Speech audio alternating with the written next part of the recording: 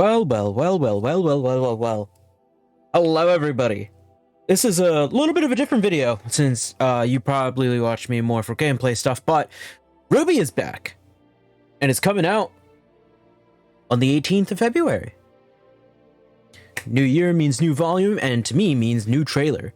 So while I would love to show the trailer fully uninterrupted without my dialogue, of course, I already know for a fact that Rooster Teeth's copyright system is what we call fucky wucky for a little bit.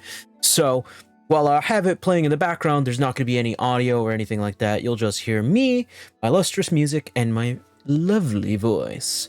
So let's go ahead and break down a couple of things right now. This is going to be a little bit off the cuff, mainly because I'm sort of mostly analyzing this trailer from a couple of watches, especially after waking up really early to see this shit. RWBY are a lot of jackasses, let me tell you. Let me keep up. Number one thing though, Robbie Damon, Akechi, Megumi, whatever you know him as, he is now going to be playing Cheshire Cat, and knowing his pedigree and knowing the characters that he plays as, I am fully expecting this goddamn diamond cat looking thing is going to be in some way, some form, slightly psychotic. Because come on, you don't just get Robbie Damon, you don't get Akechi, you don't get Megumi, and just play him straight as just this sly little cat bastard. Now, this guy's gonna have a psychotic breakdown. And seeing how psychedelic he is, I feel like the characters are gonna break first before he does. But depending on how things go, well, we'll be able to find out sooner or later now, won't we? Alright, next up on our list, though, is RWBY being guided by said Cheshire to this lily pad type area. Now, there's a couple of shots in the trailer, I'll probably have them playing in the background a little bit, you'll see it, where we get to see at least the sort of zone that these guys are in. This lily pad area seems to be a marketplace of some kind. Maybe RWBY's trying to at least find something for her friends, which, by the way, I will show in another shot here where she is playing chess with a queen, maybe? Possibly. I think she's playing chess with either a king or a queen. I'll need to see a better shot of the character, which I do have, but it is my assumption that, unlike a lot of people, the Queen of Hearts isn't the girl in the forge. I think that the Queen of Hearts is this person playing chess right here with Ruby Rose. It fits a lot more into the aesthetic of Queen of Hearts. And I think, this is me thinking here, that the girl in the forge is something else entirely. I won't show all my cards immediately. I know how you guys like to be led along a little bit. So, let's go ahead and start this out. Yeah, the rest of RWBY is shrunken down severely. We see in some shots that they're normal sized, probably most likely during the beginning volumes. I'm gonna guess episode 1 or 2. That they start out that way. However, something's going to happen to where they shrink down, maybe. I don't think it's going to be a permanent problem. RWBY's probably going to find a way to fix it, and that opens the door to all sorts of havoc. The main thing that interests me, however, right now, is not just the fact that they shrunk, but it's the fact that RWBY's using them as chess pieces, and she pissed off the king or queen enough that they said, fuck it, I'm gonna kill you. And this is why I think that they're at least either the comparable to or are the Queen of Hearts. I don't think it's the Forge Girl. Forge Girl is clearly depicted to be something else. Maybe she's, in some sense, I want to believe that she's some sort of stepmother figure, similar to Cinderella. It would make the most sense because, especially if you look at how she's portrayed constantly, she looks to be more of an automaton person. I'm probably going to get lambasted here, and people are going to insist that this is some sort of Queen of Hearts situation, but I think the concept of the Queen of Hearts is still there. She takes people's identity, but I think she's more of a forge or blacksmith character that she reforges identity. I don't think she's exactly a one-to-one comparison to Queen of Hearts. Which would explain the cool, sick-ass fucking axe gun weapon that we have now. Once again, RWBY showing that there are some batshit insane weapons that we can get. We get a couple of shots of Salem here, you know, looking menacing as ever. And then this cricket person that can change color is the thing that's interesting me the most. There's something about specifically how this creature is portrayed. And the first dialogue we hear of him, I assume comes from him, is, "What are you?" It's not who, it's not how, it's what.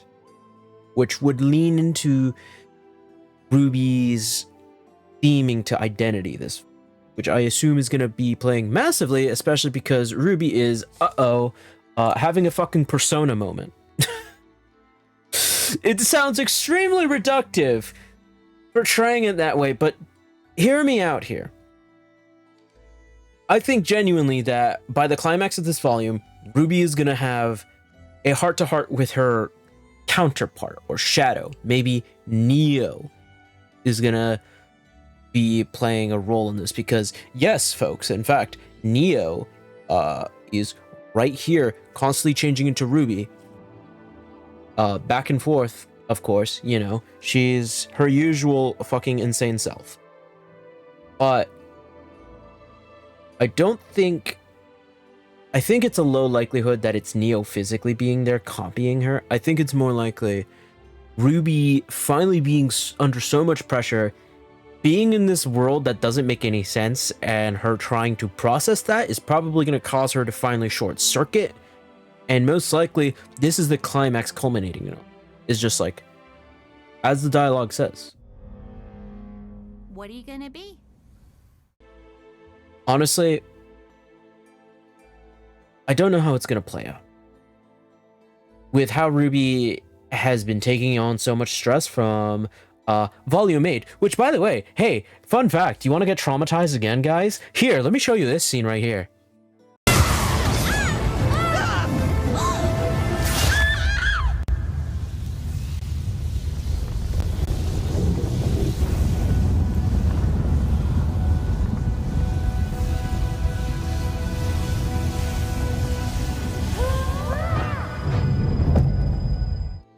Alright, so now that I've properly traumatized you again, this leads back into the sword.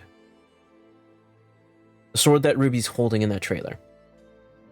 We haven't seen Jean, supposedly. There's a Twitter person, I'm gonna try and put their link and also show a screenshot once I find their tweet somewhere, because God knows that the RWBY tag is currently fucking dead and buried. I think the fact that Penny's blades, one of them being there,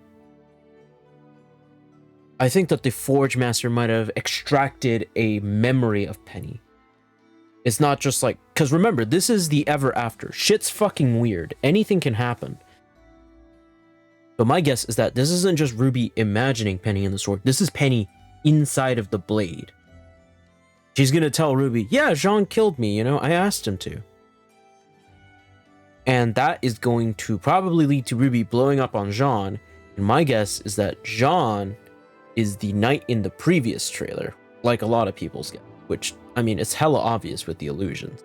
Most likely, Jean is gonna feel worthless. He doesn't want to, you know, exist, basically, anymore.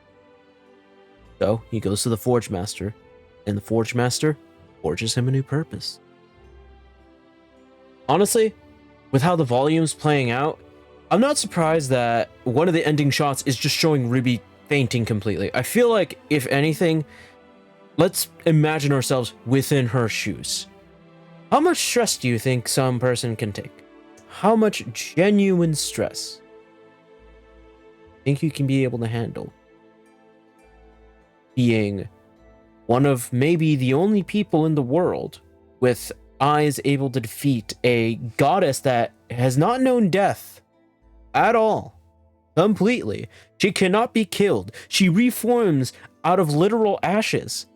They exploded her and she reformed out of ashes. So let's tack on that. Let's tack on the fact that she has not only seen Roman Tortrick die in front of her by a Grimm. Let's tack on the fact that Neo and Cinder has irrevocably basically labeled them as war criminals in Atlas, and let's also add on the fact that Atlas failed because of them. They did their best to retreat everything. Ruby saw her sister dive to her death. What else can we tack on? I know you guys got comments. Let's tack on more. Come on. I'm pretty sure that this girl's trauma is not enough. Let's add on some more. But I'm belaying the point here. The point is that most likely this volume is going to deal with her stress, her anxieties, her everything. And the ever after is finally going to come for her and say, what are you, Ruby Rose? What are you really? You could just shed the name Ruby Rose, shed all those responsibilities like an old coat. Make them vanish. Gone. She doesn't have to exist anymore. There's no need for her to exist. You can just live there happily ever after. Why would she need to go home? She doesn't need to deal with the risk. And I think that's what's going to be the main conflict for her. Dealing not only with her identity, but also with the responsibilities of that identity. Her being the huntress, the hero. Does she want to be that? What does she want? Anyway, thank you guys so much for watching this. It's a lot different. This analysis is a little bit scuffed because I won't lie. I just sat down and recorded this, gave as much of my thoughts as possible. I doubt I'm going to get things right. If I get somehow something right in this volume, is going to be insane to me. But at the end of the day, this is a series that I fucking love to death. I absolutely adore the hell out of it. And I'm glad it's back. Really, I am. It's been 2 fucking years since we've had this show. I am glad that... I don't know if it's an exact return to form, but I'm glad that there's at least something interesting that they're bringing in. That there's something stimulating. That they're dealing with something that it clearly is going to affect the girl. And if hopefully this volume succeeds and get more volumes, because Warner Brothers is putting RWBY out to fucking pasture with the shotgun, and they're waiting to see whether or not we're willing to stop it or not. That's an entirely other deal. More qualified YouTubers can talk about that. I personally do not have the personal know-how nor the full assumptions about it. The most I can do is take a stab in the dark and look through other people's opinions and reverberate them about things that I don't know. Because in all honesty, I don't know that. But if Volume 9 succeeds and we get Volume 10, Volume 9 most likely will help build into Volume 10, and maybe we'll be able to see how they're going to win this. Couple of volumes have been rough. I know that there have been criticisms. Some valid, others I have my opinions on, but at the end of the day, I do feel like as the international hit that it is, and trust me, it is a fucking international hit. You can see the numbers, and it won't really lie. I'm just glad it's back. I'm glad that I have something that I can be able to enjoy watching week, even if it's on. I would say pirate it, raise the flag and all, but Warner Brothers is kind of putting it out to pasture, so we do actually need to support it, at least for this one. If they can stop doing that, then we can pirate. You know, that's there. Anyways, this has been Aeon, signing off.